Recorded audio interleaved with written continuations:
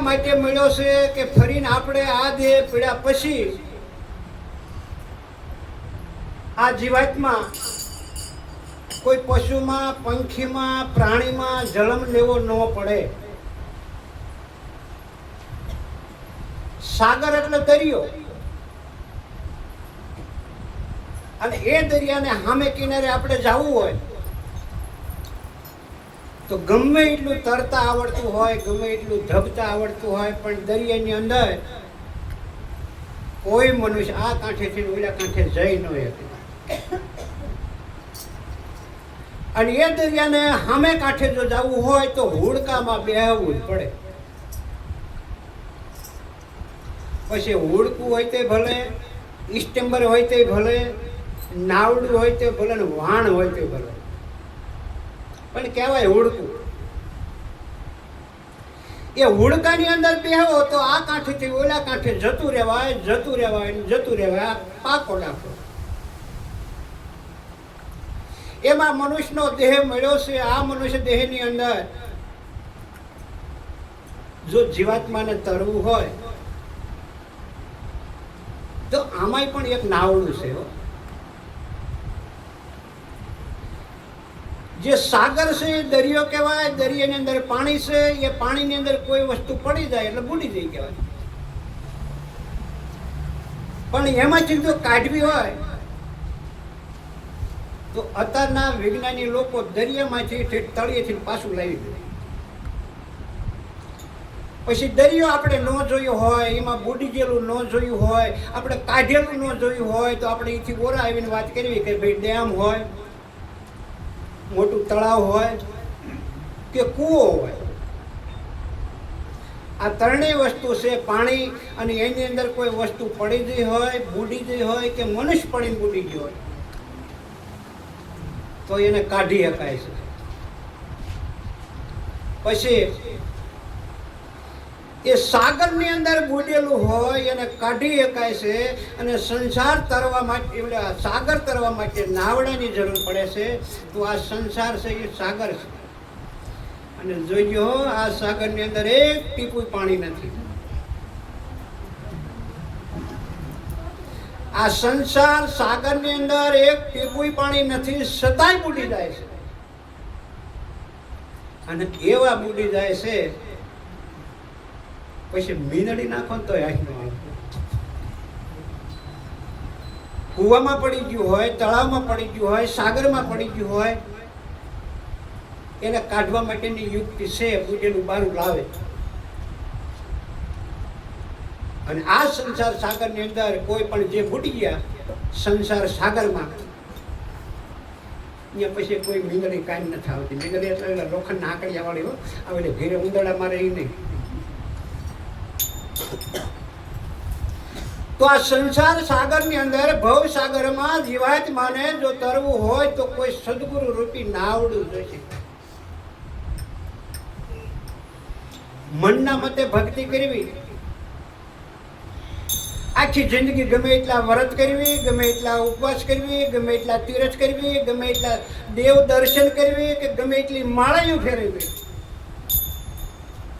પણ એકય સાધનથી આ જીવાતમાં સંસાર સાગર તરી શકે નહીં. સંસાર સાગર તરવા માટે એક સદગુરુ રૂપી નાવડું, પણ સદગુરુ રૂપી નાવડામાં બેહાર્યું રાખ. અધ પછી જઈને જો ઉતરી પડે તો એમાં સદગુરુનો શું વાંક? કદાચ હુડકું દરિયામાં હાલ્યું જતું હોય અને એમાં માણસ બેહી ગયો હોય અને મધ દરિયા બરોબર હુડકું પગે ઠેકડો મારીને પડે, એમાં બિચારો ખારો શું કરે? જીવાત્માને સંસાર સાગરમાંથી તરવું છે. એના માટે થઈ એક સદગુરુ રૂપી નાવડું છે.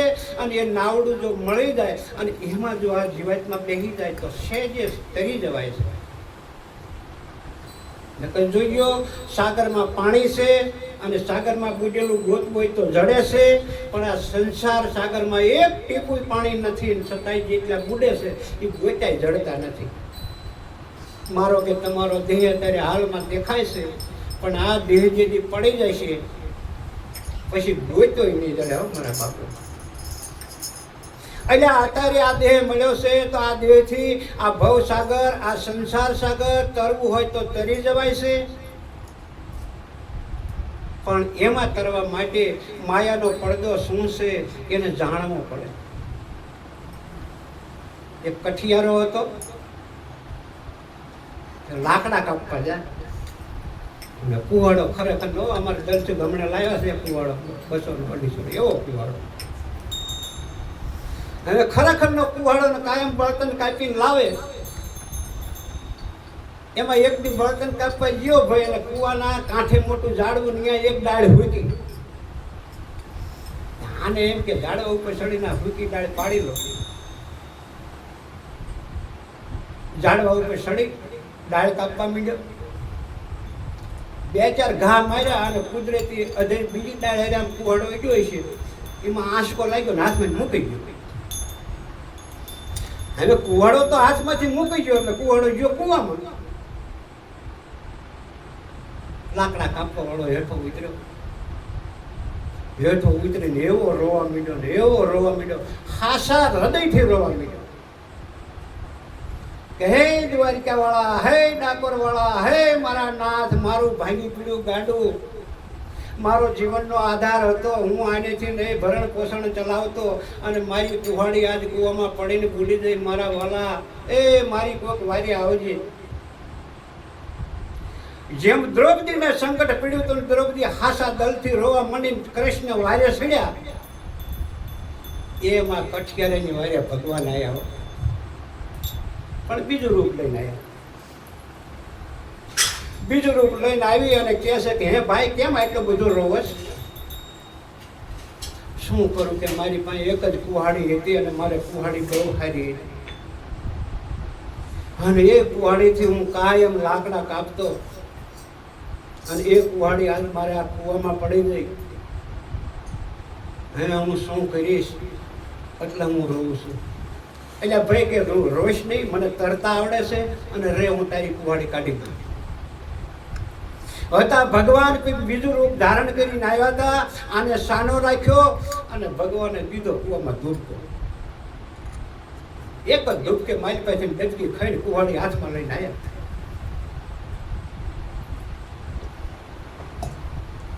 પણ કુહાડી કેવી? 2 ફૂટનો હાથો, 500 ગ્રામ વજનની કુહાડી, પણ સોખી સાંડીનો હાથો, સાંડીની કુહાડી. લે હાલે ભાઈ કઠિયારા, આ તળિયે પડી હતી તારી કુહાડી, હાલે. એટલે આમ હાથમાં લીધી કે ના ભાઈ કે આ કુહાડી મારી નથી. અરે કે પણ તારી છે, હું તળિયે ગયો, તળિયે કૂવામાં બધી આંટા મારી લાવ્યો, આ એક જ કુહાડી હતી અને હાલે આ તારી છે. કે ના ભાઈ આ મારી કુહાડી નથી. બારી મૂકી લેન કે બીજી ડબકી મારું કદાચ ખૂણે ખસકે પડી રહી છે, લેન જવું કે બીજી ડબકી મારી અને બીજી ડબકી મારીને ત્યાં તો એ 2 ફૂટનો હાથો, 1.5 કિલોના વજન વાળો એવો કુહાડો મોટો લાવ્યો, પણ હાવ ચોખ્ખું ફોડવાનું. હોનાનો હાથો, હોનાનો કુહાડો અને લઈને બહાર આવી અને લે કે ભાઈ આલે આ તારી કુહાડી. કઠિયારે 2 હાથ જોડ્યા કે ના આ કુહાડી મારી નથી. જોવો તો ખરા આ ભગત રૂપામાં નો લોભાણો, હોનામાં નો લોભાણો. મારી આ કુહાડી નથી, મારે તો લાકડાનો હાથો હતો અને મારે તો લોઢાની કુહાડી હતી. હું મારી કુહાડીને ઓળખું છું ભાઈ, અને એ કુહાડી વિના હું લાકડા નહીં કાપી. વળી પાછી હોનાની કુહાડી હતી, એને બહાર મૂકી કાંઠે લઈને કે હજી એક ધૂપકો મારું. વળી એક ધૂપકો માર્યો, એક ડબકી મારી અને જે એની કઠિયારાની કુહાડી હતી એ જ કુહાડી જ્યારે હાથમાં લઈને બહાર આવ્યા, આલે ભાઈ કે આ કુહાડી ખરેખરનો રાજી થઈ ગયો. વાહ મારા નાથ, વાહ કે ભલે તમે ગમે તે ભરવાડો ગમે તે હોય, તમે તરિયા બહુ સારા અને મારી કુહાડી કાઢી દીધી. મારે કાયમનું ભાતું કુહાડી, બસ આવડી આ જ મારી હતી. લઈ લીધી. ઓલો જે ભગવાનના રૂપમાં જે અંદર પડી અને હોનાની અને રૂપાની 2 કુહાડી લાવ્યા હતા, કઠિયારાને કીધું કે ભાઈ તારા ઉપર હું પ્રસન્ન થયો, તને હોનામાં માયા ન લાગી, તને આ રૂપામાં માયા ન લાગી, ધન છે તારી ભક્તિને, ભલે તું કઠિયારો હશો, ભલે તું કંગાળ હશો, નિર્ધન હશો, પણ તને ક્યાંય માયા ન લાગી ને, હું તને પ્રસન્ન છું, 2 કુહાડી તને આપી દઉં. બક્ષિસ આપી દીધો, ચાંદીની ને હોનાની. કઠિયારો ઘરે આવ્યો, ઘરનાને વાત કરી, ઘરના પણ રાજી થયા. એ રહેતા 1 મહિનાનો ટાઈમ થયો અને ઓલો તો વળી પાછો કાયમ લાકડા કાપવા જાય છે અને એમાં તેથી ગઈ પણ હારી આવી, કઠિયારાના ઘરેથી બેન. હવે જ્યાં જ્યાં દાડવે હુકા દાડવા ગોતે છે, કાપે છે, એમ કાપતા બરોબર ઓલા કુવે ગયા હતા, ઓલા વાત ગયા જાય. એમ ઘરના કે ઓલી હોનાની રૂપાની હું 2 કુહાડીઓ લાવ્યો હતો ને, કે હા જો ઓલા કુવે લાવ્યો, કે હે હાલો જોઈએ. 2 ગયા, કુવાના કાંઠે ઉભા રહ્યા. ઓલો ભાઈ વાત કરે છે કે જો આ દાડવાની ઓલી ડાળ રહી હુકી, અહીંયા હું કાપતો હતો અને મારી કુવાડી હાથમાંથી સટકીને પાણીમાં પડી ગઈ. અને એમાં એક અજાણ્યો માણસ આવ્યો, એને 2-3 ડબક્યું મારી. પહેલા રૂપાની કુહાડી કાઢી, પછી હોનાની કાઢી, તોય મેં હા ન પાડી. જ્યારે મારી કુહાડી કાઢીને એટલે મેં તરત હા પાડી, મારી કુવાડીને ઓળખી ગઈ.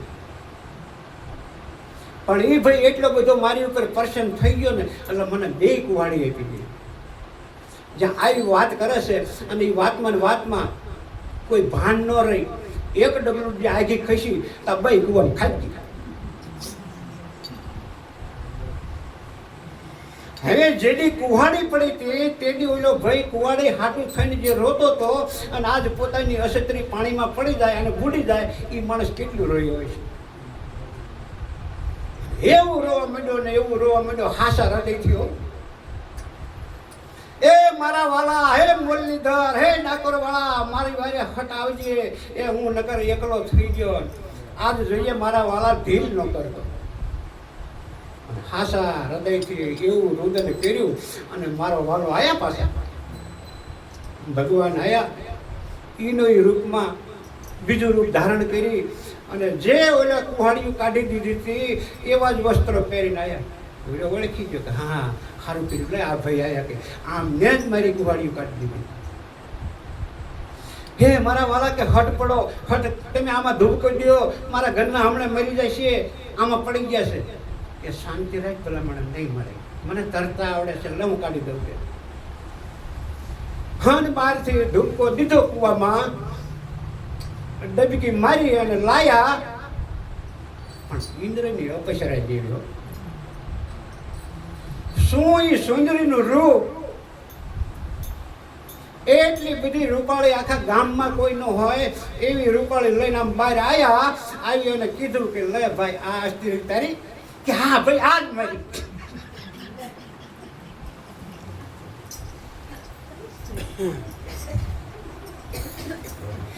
એ આજ તારી હે, કે હા આજ મારી હે. હાલે ઉપાડ કે બહાર નીકળી દઈ દીધી. પછી આને કીધું, એ મૂર્ખા,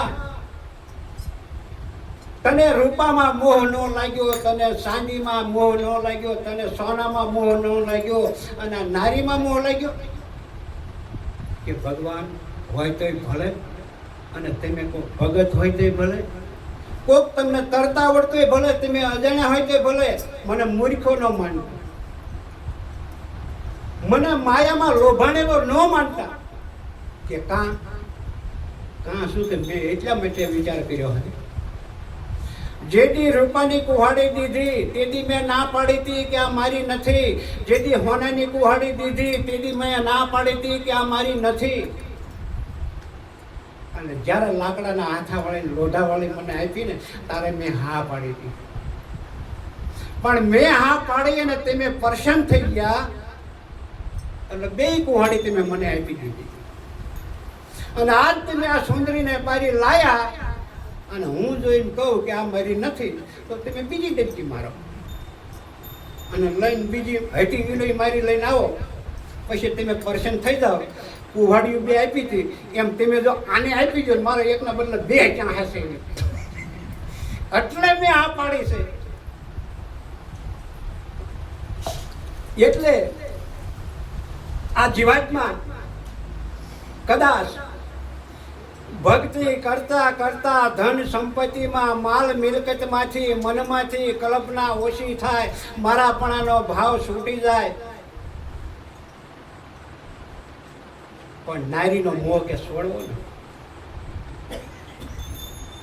જે ઘરની નવલિંગી વાસના છે, નવલિંગી એટલે પોતાના દીકરા, પોતાની દીકરીઓ, પોતાનું ઘરનું માણસ, જે કોઈ સગું વાળું, આ 9 પ્રકારના જે સંબંધ છે, અને એ સંબંધમાંથી છૂટી અને પરમાત્માની હારે જે તાર લગાવવો ને, એ અતિ કઠણ છે.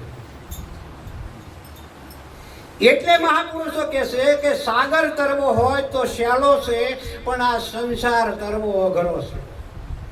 અને આ સંસારમાં કોક તરે, અને જે તર્યા ને એને કસોટી પડે.